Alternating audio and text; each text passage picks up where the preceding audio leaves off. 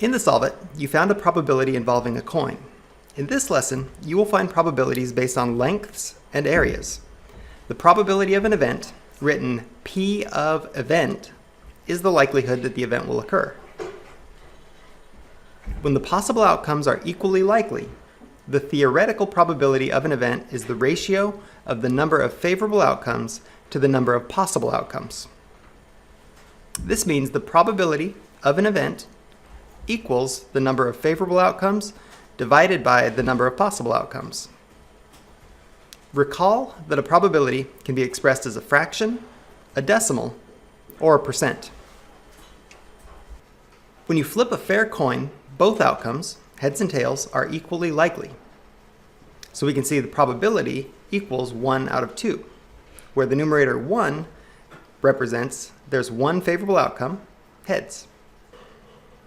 The denominator 2 represents that there are two possible outcomes, heads or tails. We can state the probability of the coin landing heads up is 1/2, or 0.5, or 50%.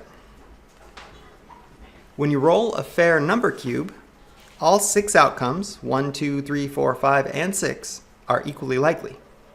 So we can see the probability in this case of a 4 is 1 out of 6.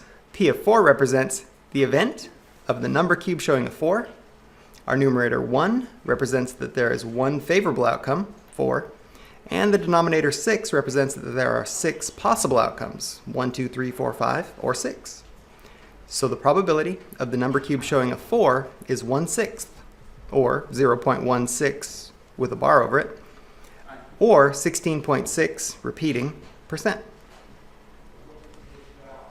In geometric probability, points on a segment or in a region of a plane represent outcomes. The geometric probability of an event is a ratio that involves geometric measures such as length or area. Take note, key concept, probability and length. Point S on segment AD, shown at the right, is chosen at random. The probability that point S is on segment BC is the ratio of the length of segment BC to the length of segment AD. So we can write that the probability of S being on segment BC equals length BC divided by length AD. We'll use this in problem 1, using segments to find probability. Point K on segment ST is chosen at random. What is the probability that K lies on segment QR? And as we work to find the probability that K is on segment QR, we'll write that as the length of segment QR divided by the length of the entire segment ST, and that's the absolute value of 5 minus 8 divided by the absolute value of 2 minus 14, or 3/12, or in its simplest form, 1/4.